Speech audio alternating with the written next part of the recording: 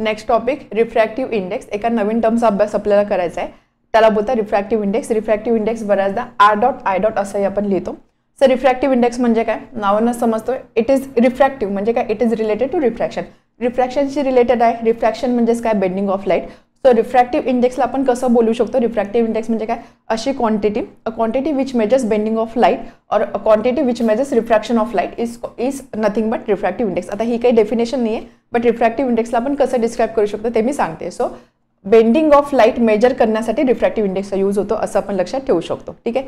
आता लाईटचं बेंडिंग होतं किंवा लाईटचं रिफ्रॅक्शन होतं ते मेजर करण्यासाठी किंवा त्याची आयडिया येण्यासाठी रिफ्रॅक्टिव्ह इंडेक्सचा यूज केला जातो. रिफ्रॅक्टिव्ह इंडेक्स आपण डिनोट करतो विथ सिम्बॉल और लेटर एन और म्यू. याला बोलता म्यू. ओके. काही ठिकाणी एन यूज केलेला असतो, काही ठिकाणी म्यू यूज केलेला असतो. For example suppose glass water आहे, वॉटरचा रिफ्रॅक्टिव्ह इंडेक्स आहे 1.33. ही जर इन्फॉर्मेशन माझ्याकडे असेल तर मी लिहिणार एन इक्वल टू 1.33 और म्यू इज इक्वल टू 1.33. ठीक आहे. तर आपल्याला टेक्स्टबुकमध्ये एनचाच यूज केलेला दाखवलेला आहे, त्यामुळे आपण प्रत्येक ठिकाणी आता एनचाच यूज करणार आहोत. बट तरी सुद्धा जर तुम्ही टेक्स्टबुकच्या बाहेर बघितलं, काही ठिकाणी रिफ्रॅक्टिव्ह इंडेक्स मेन्शन करण्यासाठी किंवा शो करण्यासाठी म्यू या लेटरचा यूज केलेला असतो, त्यामुळे हे लेटर सुद्धा लक्षात राहू द्या. So refractive index is denoted by letter or symbol N or mu. Okay. आता रिफ्रॅक्टिव्ह इंडेक्स म्हणजे बेसिकली काय असतो, refractive index is a ratio. हा काय असतो, हा एक रेशो असतो. Refractive index is a ratio. Ratio आहे त्यामुळे it is a dimensionless quantity. Refractive इंडेक्सला काही डायमेन्शन नसतात, it is a dimensionless quantity. So refractive index काय डिस्क्राईब करतो, लाईटचं बेंडिंग किती होतंय किंवा आपण असंही बोलू शकतो लाईट एखाद्या मीडियममध्ये किती फास्ट ट्रॅव्हल करते ते मेजर करण्यासाठी रिफ्रॅक्टिव्ह इंडेक्सचा यूज आपण करू शकतो. So refractive index it is measure of bending of light. Refractive index is measure of bending of light. Also, it measures how fast light travels in a medium or how much light is bent. Light किती bend झाली किंवा एखादी light एखाद्या मीडियममध्ये किती fast travel करते त्याची idea आपल्या रिफ्रॅक्टिव्ह इंडेक्सचा रेफरन्सनी येते. फॉर एक्झाम्पल जसं मी बोलली की वॉटरचा रिफ्रॅक्टिव्ह इंडेक्स आहे 1.33. ठीक आहे. आता हा जो रिफ्रॅक्टिव्ह इंडेक्स आहे, हा रिफ्रॅक्टिव्ह इंडेक्स याला बोलतो ॲब्सोल्यूट रिफ्रॅक्टिव्ह इंडेक्स, ते आपण लगेच डिस्कस करणार आहोत. सो हा जो रिफ्रॅक्टिव्ह इंडेक्स आहे हा व्हॅक्यूमच्या रेफरन्सने घेतलेला असतो. वॉटरचा रिफ्रॅक्टिव्ह इंडेक्स आहे 1.33. याचा अर्थ काय, लाईट ट्रॅव्हल्स 1.33 टाइम्स स्लोअर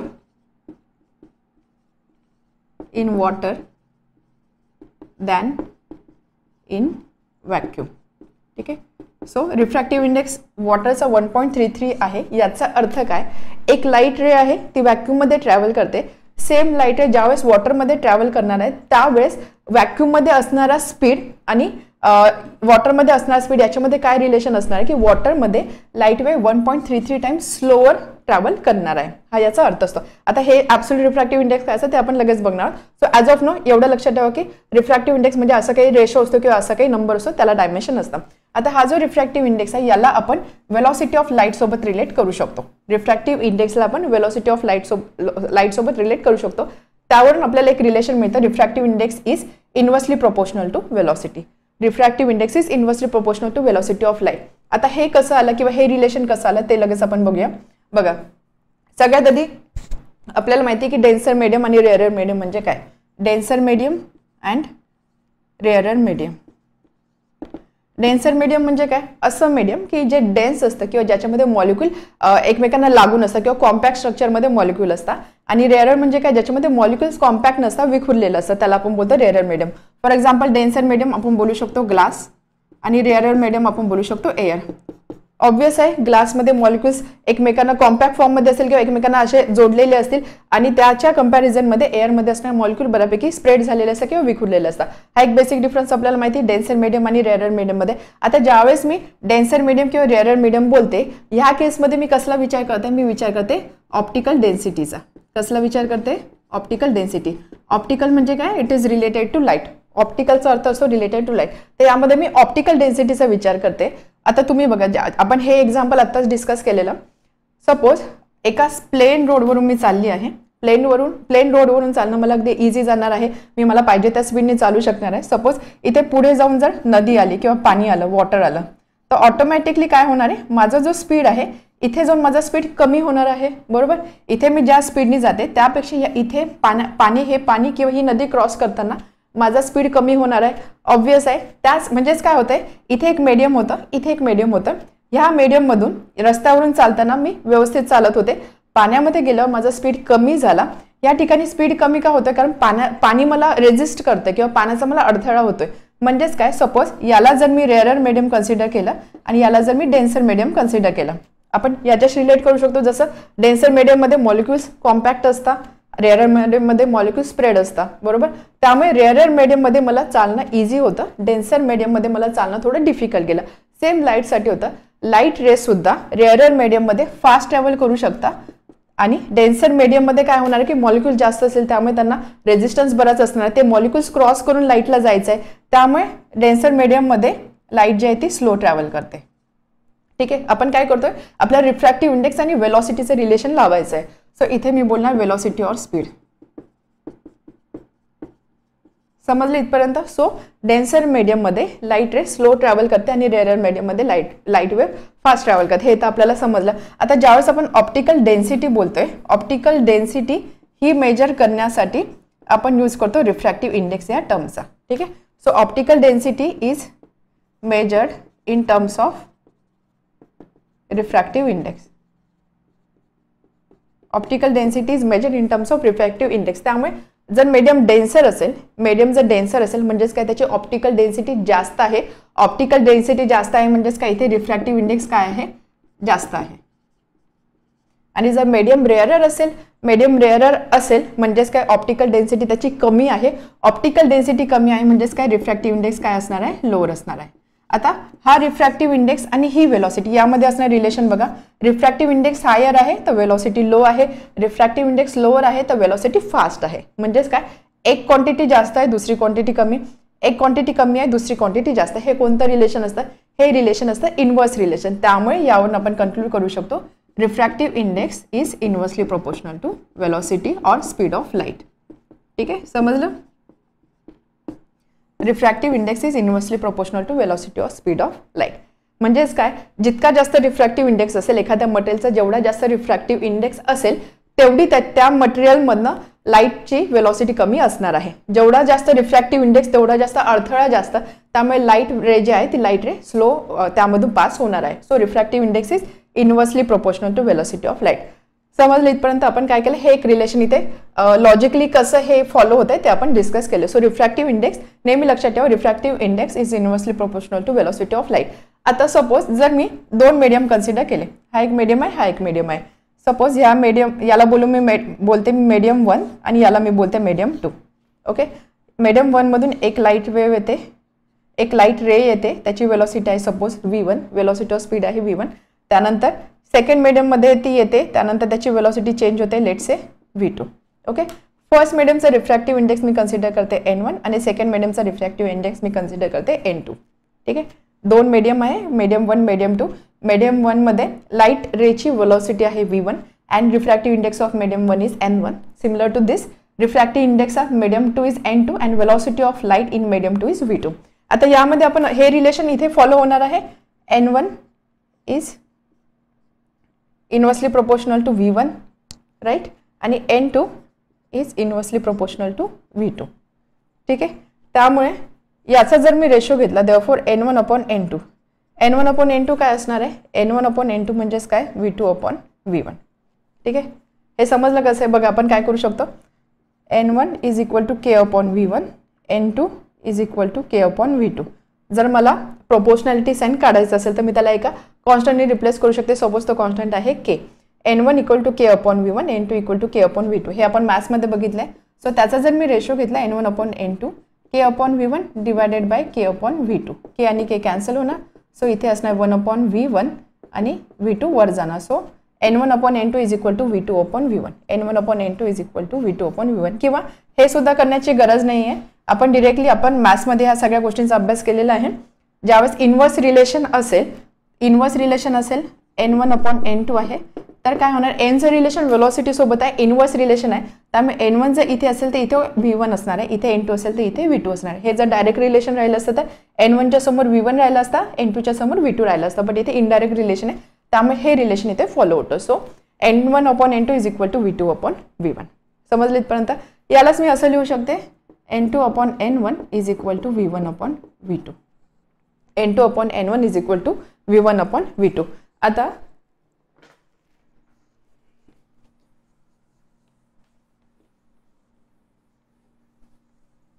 याला अजून एका पद्धतीने आपण हा रिफ्रॅक्टिव्ह इंडेक्स लिहितो. N2 upon N1 is equal to V1 upon V2. हा जो रिफ्रॅक्टिव्ह इंडेक्स आहे याला मी असं बोलू शकते, refractive index of medium 2, refractive index of medium 2 with respect to refractive index of medium 1. बरोबर, याच्या रेफरन्सने डिनॉमिनेटर आहे, सो त्याच्या रेफरन्सने आपण याचा रिफ्रॅक्टिव्ह इंडेक्स कन्सिडर करतोय. याला मी असं लिहू शकते, दॅट इज हा जो 2 आहे तो इथे लिहायचा आणि 1 इथे लिहायचा. ठीक आहे, 2 इथे लिहिणार आणि 1 इथे लिहिणार. सो याचा अर्थ काय असतो, refractive index of medium 2 with respect to medium 1. Okay, इथे हा जो नंबर असतो तो आधी घ्यायचा, हा नंबर न्यूमरेटरला असणार आहे N2 upon N1. So refractive index of medium 2 with respect to medium 1 that is equal to V1 upon V2. हे एक रिलेशन आपल्याला मिळालं. ठीक आहे, आता हे जर मी असं लिहिलं असतं N1 upon N2 is equal to V2 upon V1, याला मी अशा फॉर्ममध्ये कसं लिहू शकते, सपोज जर मी असं लिहिलं, याचा अर्थ काय आहे, refractive index of medium 1 with respect to medium 2. इथे हा जो नंबर असतो ना राईट हँड साईडला तो सगळ्यात तो न्यूमरेटरचा असतो. So refractive index of medium 1 with respect to 2 is equal to V2 upon V1. हे रिलेशन तुम्हाला लक्षात ठेवायचे आहे. समजलं इथपर्यंत? रिफ्रॅक्टिव्ह इंडेक्स म्हणजे काय, refractive index is a ratio किंवा नंबर असतो असं आपण बोलू शकतो. रिफ्रॅक्टिव्ह इंडेक्स काय मेजर करतं की लाईट किती बेंड होते किंवा एखाद्या मीडियममधनं लाईट किती फास्ट ट्रॅव्हल होते ते मेजर करण्यासाठी रिफ्रॅक्टिव्ह इंडेक्सचा यूज केला जातो. रिफ्रॅक्टिव्ह इंडेक्स आणि वेलॉसिटी किंवा स्पीड ऑफ लाईट मधलं रिलेशन आपण बघितलं. Refractive index is inversely proportional to velocity. म्हणजेच काय, एखाद्या मटेरियलचं रिफ्रॅक्टिव्ह इंडेक्स जेवढा जास्त असेल तेवढी स्लो त्या मटेरियलमधनं लाईट रे पास होणार आहे. ठीक आहे, जेवढा रिफ्रॅक्टिव्ह इंडेक्स जास्त तेवढी वेलॉसिटी कमी किंवा रिफ्रॅक्टिव्ह इंडेक्स जेवढा जास्त असणार आहे तेवढ्या कमी स्पीडने लाईट रे ट्रॅव्हल करणार आहे. हे एक रिलेशन आपण बघितलं. त्यानंतर आपण हे बघितलं N इज इनव्हर्स, यालाच आपण असं लिहू शकतो N inversely proportional to velocity. त्यामुळे जर मी 2 मीडियम कन्सिडर केले, एक मीडियम 1 ने डिनोट केला आणि सेकंड मीडियम 2 ने डिनोट केला, तर N1 upon N2 equal to V2 upon V1. यालाच आपण अशा फॉर्ममध्ये सुद्धा लिहू शकतो N2 1. याचा अर्थ काय, refractive index of medium 2 with respect to 1. हा जो नंबर असतो हा नंबर नेहमी न्यूमरेटरला असतो. इथे हा जो नंबर असतो हा नेहमी न्यूमरेटरला असतो. हे आपल्याला इथे लक्षात घ्यायचं आहे. सो हे एक रिलेशन आपल्याला मिळालं. आता काय होतं की बऱ्याचदा हे जे रिफ्रॅक्टिव्ह इंडायसेस असतात ना, हे रिफ्रॅक्टिव्ह इंडायसेस व्हॅक्यूमच्या रेफरन्सने घेतले जातात. ठीक आहे, कशाच्या रेफरन्सने, व्हॅक्यूमच्या रेफरन्सने रिफ्रॅक्टिव्ह इंडायसेस कन्सिडर केले जातात. सो ज्या वेळेस रिफ्रॅक्टिव्ह इंडेक्स हा व्हॅक्यूमच्या रेफरन्सने घेतला जातो तेव्हा त्याला आपण बोलतो ॲब्सोल्यूट रिफ्रॅक्टिव्ह इंडेक्स. तेव्हा त्याला आपण काय बोलतो, absolute refractive index. So absolute refractive index means what, when refractive index is measured with respect to or with reference to vacuum, then it is called as absolute refractive index. ठीक आहे, याचा अर्थ काय, आत्ताच आपण बघितलं की ज्यावेळेस आपण 2 मीडियमचा रिफ्रॅक्टिव्ह इंडेक्स कन्सिडर करतो N2 upon N1, याला आपण लिहितो V1 upon V2. आता काय होणार आहे, ज्या केसमध्ये आपण 2 मीडियम कन्सिडर केलेला आहे, मीडियम 1 आणि एक आहे मीडियम 2. ज्या केसमध्ये एक मीडियम व्हॅक्यूम असणार आहे, त्या केसमध्ये जो रिफ्रॅक्टिव्ह इंडेक्स असतो त्याला आपण बोलतो ॲब्सोल्यूट रिफ्रॅक्टिव्ह इंडेक्स. एक मीडियम व्हॅक्यूम आहे असं आपण बोलतोय. त्यामुळे suppose N1 is refractive index of vacuum जर असं आपण बोललो. V1 काय असणार आहे, corresponding velocity of light in vacuum, right. N1 refractive index of vacuum and V1 is velocity of light in vacuum जर आपण कन्सिडर केला. आणि त्यानंतर एक कोणता अदर मीडियम असणार आहे ज्याचा रिफ्रॅक्टिव्ह इंडेक्स आहे N2 आणि त्यामधून पास होताना लाईटची वेलॉसिटी आहे V2. तर आता या केसमध्ये काय होणार आहे, ज्यावेळेस रिफ्रॅक्टिव्ह इंडेक्स ऑफ व्हॅक्यूम आपण कन्सिडर करतो, रिफ्रॅक्टिव्ह इंडेक्स ऑफ व्हॅक्यूम हा आपण 1 म्हणून कन्सिडर करतो. याचा व्हॅक्यूमचा रिफ्रॅक्टिव्ह इंडेक्स किती असतो, 1 असतो. व्हॅक्यूमच्या रेफरन्सने आपण बाकीचे रिफ्रॅक्टिव्ह इंडायसेस मेजर करत असतो. व्हॅक्यूमचा रिफ्रॅक्टिव्ह इंडेक्स असतो 1. त्यामुळे हे रिलेशन काय होणार आहे, N2 upon 1 is equal to व्हॅक्यूममधून वेलॉसिटी ऑफ लाईट ही नेहमी एक नंबर कन्सिडर केली जाते 3 × 10⁸ मीटर पर सेकंड. या वेलॉसिटीने लाईट व्हॅक्यूममध्ये ट्रॅव्हल करते असं आपण कन्सिडर करतो, त्यामुळे ही व्हॅल्यू सुद्धा आपण कॅल्क्युलेशनसाठी फिक्स आहे असं कन्सिडर करतो. सो 3 × 10⁸ ही असणार आहे value of V1. So N2/1 किंवा ही जी वेलॉसिटी आहे याला आपण बोलतो C. याला अजून काय बोलतो आपण C. C is velocity of light in vacuum. So N2/1 is equal to V1 म्हणजे काय C आणि V2 म्हणजे V2. किंवा ही जी सेकंड मीडियममध्ये असणारी वेलॉसिटी त्याला आपण V बोलूया आणि सेकंड मीडियमचा रिफ्रॅक्टिव्ह इंडेक्स आहे त्याला आपण N बोलूया. So N is equal to C/V. So this is formula for absolute refractive index. याला आपण काय बोलतो absolute refractive index. So N is equal to C/V. Absolute refractive index आपण N लेटरनी डिनोट करतो, कारण ॲब्सोल्यूट बोलतो त्यावेळेस एक मिडियम तर बाय डिफॉल्ट व्हॅक्यूम असणार आहे. व्हॅक्यूममध्ये लाईटचा स्पीड असतो 3 × 10⁸ मीटर/सेकंड, जो आपण स्मॉल c या लेटरनी डिनोट करतो. त्यामुळे N2/N1 आणि व्हॅक्यूमचा रिफ्रॅक्टिव्ह इंडेक्स असतो 1, त्यामुळे हा डिनॉमिनेटर तर 1 होणार आहे. याला जर N2ला जर मी N कन्सिडर केला आणि ही वेलॉसिटी V कन्सिडर केली तर N/1 is equal to C/V. So N is equal to C/V. This is formula for absolute refractive index. ठीक आहे, समजला. रिफ्रॅक्टिव्ह इंडेक्स म्हणजे काय? रिफ्रॅक्टिव्ह इंडेक्समध्ये इम्पॉर्टंट लक्षात काय ठेवायचं आहे? Refractive index is inversely proportional to velocity, त्यामुळे N2/N1 is equal to V1/V2. ज्यावेळेस कोणते दोन मीडियम दिले असेल त्यावेळेस आपण हा फॉर्म्युला यूज करणार, याचा यूज करून आपण न्यूमरिकल सॉल्व्ह करणार. बट ज्यावेळेस आपल्याला सांगितलेलं असतं की एक मीडियम व्हॅक्यूम आहे, म्हणजेच तो लगेच होता ॲब्सोल्यूट रिफ्रॅक्टिव्ह इंडेक्स, त्या केसमध्ये आपल्याला हा फॉर्म्युला यूज करायचा N is equal to C/V. But हा फॉर्म्युला कसा आला? व्हॅक्यूम आहे त्यामुळे व्हॅक्यूमचा रिफ्रॅक्टिव्ह इंडेक्स आपण 1 कन्सिडर करतो. त्यानंतर व्हॅक्यूममध्ये वेलॉसिटी ऑफ लाईट आपण कन्सिडर करतो 3 × 10⁸ मीटर/सेकंड, जी आपण C या लेटरने डिनोट करतो. सो हे इक्वेशन मॉडिफाय होऊन आपल्याला मिळतं N is equal to C/V. त्यानंतर हा फॉर्म्युला यूज करून आपण रिक्वायर्ड किंवा डिझायर्ड क्वांटिटी फाइंड करू शकतो. ठीक आहे. आता टेक्स्टबुकमध्ये एक टेबल दिलेला आहे, त्या टेबलमध्ये तुम्हाला ॲब्सोल्यूट रिफ्रॅक्टिव्ह इंडेक्सेस दिलेला आहे. आता बघा, हा जो रिफ्रॅक्टिव्ह इंडेक्स असतो ना, हा प्रत्येक मटेरियलसाठी किंवा प्रत्येक सबस्टन्ससाठी रिफ्रॅक्टिव्ह इंडेक्स हा वेगवेगळा असतो. ठीक आहे, म्हणजे काय? वॉटरसाठी रिफ्रॅक्टिव्ह इंडेक्स वेगळा असणार आहे, ग्लाससाठी रिफ्रॅक्टिव्ह इंडेक्स वेगळा असणार आहे, किंवा दुसरा एखादा लिक्विड तुम्ही एखादा ऑइल कन्सिडर केलं त्याच्यासाठी असणार रिफ्रॅक्टिव्ह इंडेक्स कमी असणार आहे. म्हणजे काय? लाईट रे, सपोज एक लाईट रे आहे, ती पाण्यामधून पास होते, त्यावेळेस ती किती बेंड होते ते प्रमाण, किंवा ती सेम लाईट रे ज्यावेळेस ग्लासमधून पास होते किंवा सेम लाईट रे ज्यावेळेस ऑइलमधून पास होते त्यावेळेस त्याचं बेंडिंग किती होते हे प्रमाण प्रत्येक ठिकाणी वेगवेगळं असणार आहे. आणि हे कशावर डिपेंड करतं? तो जो मटेरियल आहे, ग्लास म्हणा, ऑइल म्हणा किंवा वॉटर म्हणा, या मटेरियलचा रिफ्रॅक्टिव्ह इंडेक्स किती आहे किंवा त्या सबस्टन्सचा रिफ्रॅक्टिव्ह इंडेक्स किती आहे त्यावर तो डिपेंड करतो. आता टेक्स्टबुकमध्ये जो टेबल दिलेला आहे त्यामध्ये आपल्याला ॲब्सोल्यूट रिफ्रॅक्टिव्ह इंडायसेस दिलेले आहे. Absolute refractive indices. सो हे जे सगळे रिफ्रॅक्टिव्ह इंडेक्स इथे जे मेन्शन केलेलं आहे ना, हे सगळे व्हॅक्यूमच्या रेफरन्सने घेतले आहे, कारण इथे ॲब्सोल्यूट 1 मेन्शन केलेलं आहे. त्यामध्ये जसं की सांगितलं आहे एअरचा रिफ्रॅक्टिव्ह इंडेक्स सांगितलं आहे 1.0003. ठीक आहे. तर आपण आणि व्हॅक्यूमचा रिफ्रॅक्टिव्ह इंडेक्स असतो 1, तर काही ठिकाणी आपण एअर आणि व्हॅक्यूमचा रिफ्रॅक्टिव्ह इंडेक्स 1 आहे असं कन्सिडर करतो, बट एअरचा रिफ्रॅक्टिव्ह इंडेक्स आहे 1.0003. त्यानंतर वॉटरचा रिफ्रॅक्टिव्ह इंडेक्स असतो 1.33. ठीक आहे. त्यानंतर डायमंडचा रिफ्रॅक्टिव्ह इंडेक्स बराच हाय असतो, that is equal to 2.42. But आता हे जे रिफ्रॅक्टिव्ह इंडेक्सेस किंवा ह्या ज्या व्हॅल्यू दिलेल्या आहे, ह्या ज्या ॲब्सोल्यूट रिफ्रॅक्टिव्ह इंडेक्सच्या व्हॅल्यू दिलेल्या आहे, ह्या व्हॅल्यू टेम्परेचर आणि वेव्हलेंथवरती डिपेंड करतात. म्हणजे टेम्परेचर चेंज झालं तर ही व्हॅल्यू सुद्धा चेंज होणार आहे. तर हा जो टेक्स्टबुकमध्ये जो टेबल दिलेला आहे ना, हा घेतलेला आहे at standard temperature pressure condition. म्हणजेच काय? टेम्परेचर ज्यावेळेस 0 डिग्री सेल्सिअस असेल आणि प्रेशर ज्यावेळेस 1 ॲटमॉस्फिअर असेल, या कंडिशनला, आणि एक वेव्हलेंथ पण असते, त्याची व्हॅल्यू असते 589 नॅनोमीटर. एवढे हे नंबर्स लक्षात ठेवण्याची गरज नाही आहे. जस्ट मी सांगते की वेव्हलेंथ आणि टेम्परेचर प्रेशर याच्यावरती या व्हॅल्यूज डिपेंडंट असतात. तर ह्या ज्या सगळ्या व्हॅल्यूज इथे दिलेल्या आहे, तुम्हाला टेक्स्टबुकमध्ये जो टेबल दिलेला आहे ॲब्सोल्यूट रिफ्रॅक्टिव्ह इंडेक्सेसचा, ह्या ज्या ह्या व्हॅल्यू मेन्शन केलेल्या आहे for particular temperature pressure and wavelength condition, या त्या कंडिशन्स आहे. ठीक आहे. आता यामध्ये बघा, एअरचा 1.003 आहे, त्यानंतर डायमंडचा 2.42 आहे. याचा अर्थ काय? हा आहे ॲब्सोल्यूट रिफ्रॅक्टिव्ह इंडेक्स, व्हॅक्यूमच्या रेफरन्सने घेतलेला आहे. याचा अर्थ काय? डायमंडचा रिफ्रॅक्टिव्ह इंडेक्स 2.42 आहे. म्हणजेच काय? Light will travel 2.42 times slower than its speed in vacuum. ठीक आहे, समजलं? आपण काय म्हणतो? रिफ्रॅक्टिव्ह इंडेक्स सांगतं आपल्याला की लाईट किती फास्ट ट्रॅव्हल करेल, लाईटचा स्पीड कसा असणार आहे. रिफ्रॅक्टिव्ह इंडेक्स 2.42 आहे. म्हणजेच काय? लाईट जर व्हॅक्यूममधून पास होते, तो जो स्पीड आहे त्या स्पीडच्या 2.42 टाइम्स स्लोअर स्पीडनी लाईट डायमंडमधून पास होणार आहे.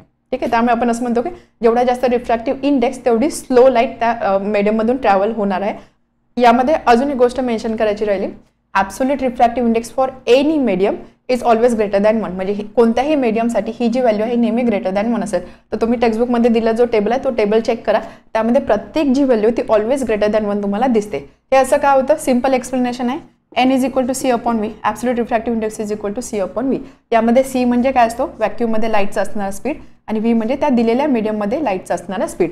आपल्याला माहिती लाईटचा मॅक्झिमम स्पीड कशामध्ये असतो, व्हॅक्यूममध्ये असतो. त्यामुळे मॅक्झिमम स्पीड जर व्हॅक्यूममध्ये आहे तर ही जी व्हीची व्हॅल्यू आहे ही नेहमी न्यूमरेटरपेक्षा लहान असणार आहे, बरोबर. स्पीडची ही मॅक्झिमम व्हॅल्यू आहे, व्हीची व्हॅल्यू नेहमी ह्या व्हॅल्यूपेक्षा किंवा 3 × 10⁸ मीटर पर सेकंडपेक्षा कमी असणार आहे. म्हणजे प्रत्येक केसमध्ये जर मी हा रेशो कन्सिडर केला तर हा न्यूमरेटर नेहमी डिनॉमिनेटरपेक्षा मोठा आहे. न्यूमरेटर डिनॉमिनेटरपेक्षा नेहमी मोठा आहे, म्हणजेच काय, प्रत्येक केसमध्ये एनची व्हॅल्यू किती असणार आहे, ग्रेटर दॅन 1. ठीक आहे. त्यामुळे ॲब्सोल्यूट रिफ्रॅक्टिव्ह इंडेक्सची व्हॅल्यू जर तुम्ही चेक केली कोणत्याही मीडियमसाठी, कोणत्याही मटेरियलसाठी किंवा कोणत्याही सबस्टन्ससाठी नेहमी ग्रेटर दॅन 1 असते. ठीक आहे. समजलं रिफ्रॅक्टिव्ह इंडेक्स कॉन्सेप्ट काय काय. परत एकदा आपण बघू, एक रिव्हिजन करूया, क्विक रिव्हिजन. बघा, रिफ्रॅक्टिव्ह इंडेक्स काय मेजर करतं की लाईट किती बेंड होते किंवा लाईटचं रिफ्रॅक्शन किती प्रमाणामध्ये होते, किंवा आपण असे म्हणू शकतो की एखाद्या मीडियममध्ये लाईट किती फास्ट किंवा किती स्लो ट्रॅव्हल करते त्याची आयडिया आपल्याला येते रिफ्रॅक्टिव्ह इंडेक्स या नंबरवरनं. रिफ्रॅक्टिव्ह इंडेक्स काय असतो, एक रेशो असतो. रेशो आहे त्यामुळे त्याला डायमेन्शन नाही आहे. किंवा जर तुम्ही ॲब्सोल्यूट रिफ्रॅक्टिव्ह इंडेक्सचा फॉर्म्युला जरी बघितला, सी अपॉन व्ही, ही वेलॉसिटी आहे मीटर पर सेकंडमध्ये असणार, ही वेलॉसिटी आहे मीटर पर सेकंडमध्ये असणार. त्यामुळे N is a dimensionless quantity, याला युनिट काही नसणार आहे. ठीक आहे. त्यानंतर आपण बघितलं की रिफ्रॅक्टिव्ह इंडेक्स जो असतो याला आपण वेलॉसिटी सोबत रिलेट करू शकतो. ते कसं रिलेट करू शकतो, कारण रिफ्रॅक्टिव्ह इंडेक्सचा यूज आपण करतो to measure optical density. Optical density जितकी जास्त किंवा एखाद्या ऑब्जेक्टची डेन्सिटी जितकी जास्त तेवढा रिफ्रॅक्टिव्ह इंडेक्स जास्त असणार आहे. डेन्सिटी जास्त तेवढा रिफ्रॅक्टिव्ह इंडेक्स जास्त असणार आहे. डेन्सिटी जितकी जास्त तेवढी लाईट रेला ट्रॅव्हल करण्यासाठी जास्त वेळ लागणार आहे, कारण रस्त्यामध्ये त्याला मॉलिक्युल्स तेवढे जास्त असतील किंवा अडथळा तेवढा जास्त असणार आहे. त्यामुळे आपण एक रिलेशन बघितलं, refractive index is always inversely proportional to velocity. म्हणजेच काय, एखाद्या सबस्टन्स किंवा एखाद्या मटेरियलचा रिफ्रॅक्टिव्ह इंडेक्स जितका जास्त असेल तेवढी त्या सबस्टन्समधून लाईटला पास होण्यासाठी लागणार लाईट त्या सबस्टन्समधून तेवढ्या कमी वेलॉसिटीने पास होणार आहे. ही क्वांटिटी जेवढी जास्त तेवढी ही क्वांटिटी कमी, किंवा ही क्वांटिटी जेवढी कमी तेवढी ही क्वांटिटी वाढणार, because this is inverse relation. ठीक आहे. हे तर आपल्याला समजलं. त्यावरून आपण एक रिलेशन बघितलं. सपोज जर मी 2 मीडियम कन्सिडर केले, एका मीडियमचा रिफ्रॅक्टिव्ह इंडेक्स आहे N1, दुसऱ्याचा किंवा एका मीडियमचा रिफ्रॅक्टिव्ह इंडेक्स आहे N2 आणि एका मीडियमचा रिफ्रॅक्टिव्ह इंडेक्स आहे N1. इनव्हर्स रिलेशन आहे. Refractive index is inversely proportional to velocity. त्यामुळे इथे जर N2 असेल तर इथे काय येणार, V2. इथे N1 असेल तर इथे काय येणार, V1 येणार. सो यालाच आपण काय लिहू शकतो, refractive index of second medium with respect to first is equal to V1 upon V2.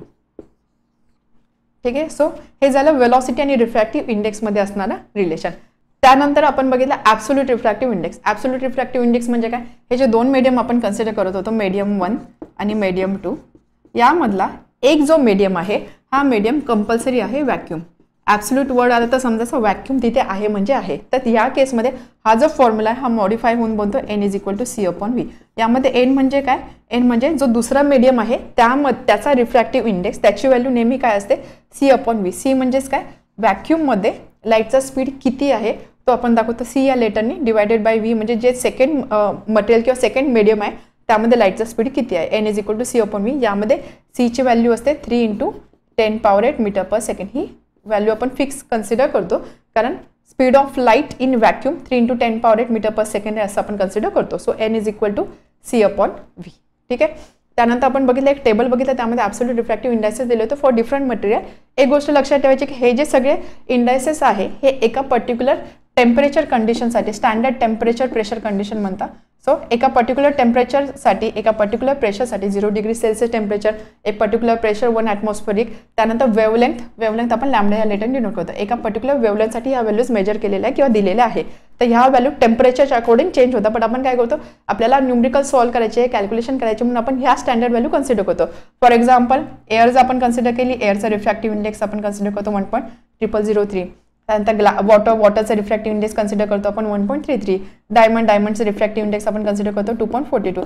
या व्हॅल्यूज तुम्हाला लक्षात ठेवण्याची गरज नाहीये, कारण न्यूमरिकल ज्यावेळेस तुम्हाला दिलेलं असतं त्यावेळेस क्वेश्चन स्टेटमेंटमध्ये या व्हॅल्यू ऑलरेडी मेन्शन केलेल्या असतात. बट जस्ट नॉलेज म्हणून या व्हॅल्यू लक्षात राहू द्या. एअरचा रिफ्रॅक्टिव्ह इंडेक्स आहे, तर बऱ्याच ठिकाणी एअर आणि व्हॅक्यूमचा रिफ्रॅक्टिव्ह इंडेक्स सिमिलर आहे किंवा 1 आहे असं आपण कन्सिडर करतो for calculation purposes.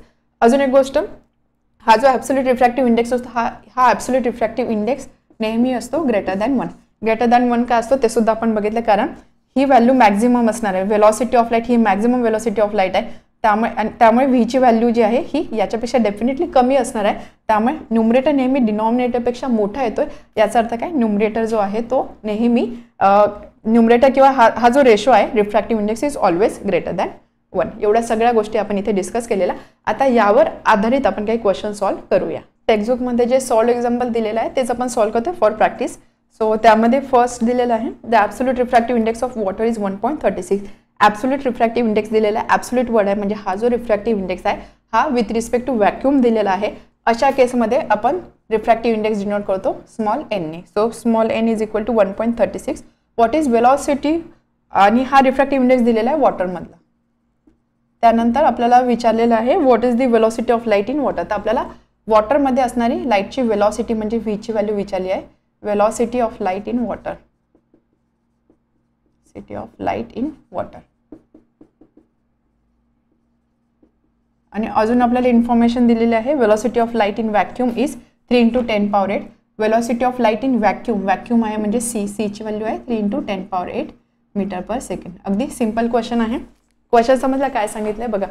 Absolute refractive index दिलेला आहे म्हणजे दोन मीडियम मधला एक मीडियम आहे व्हॅक्यूम आणि दुसरा मीडियम मेन्शन केलेला आहे वॉटर. सो दोन मीडियम्स आहे, एक आहे व्हॅक्यूम एक आहे वॉटर. तर व्हॅक्यूममध्ये लाईटचा स्पीड दिलेला आहे, वॉटरमध्ये लाईटचा स्पीड किती असणार तो आपल्याला फाइंड करायचा आहे. आणि अजून एक कंडिशन आपल्याला दिलेली आहे absolute refractive index that is equal to 1.36. So simple आहे, आपल्याला माहिती आहे absolute refractive index N is equal to C/V. हा फॉर्म्युला आपल्याला माहिती आहे. एनची व्हॅल्यू दिलेली आहे 1.36. त्यानंतर सी असतो 3 × 10⁸ मीटर/सेकंड. व्ही आपल्याला फाइंड करायचा आहे. So V is equal to 3 × 10⁸ upon 1.36. आता काय करायचं, फक्त इथे डिव्हिजन आपल्याला कॅरी आउट करायचे. सो याला आपण असं लिहू शकतो that is equal to 300 upon 136 × 10⁸. This is value of V. 300 upon 136 आपण काय करू, याला डायरेक्ट डिव्हिजन करूया. 300 आणि 136. So 272 subtraction. सो इथे असेल 28.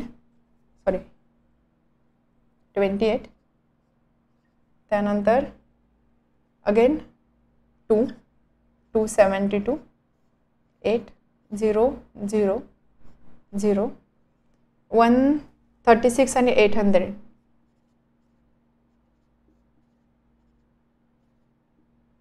680 आणि जर 136 × 6 केलं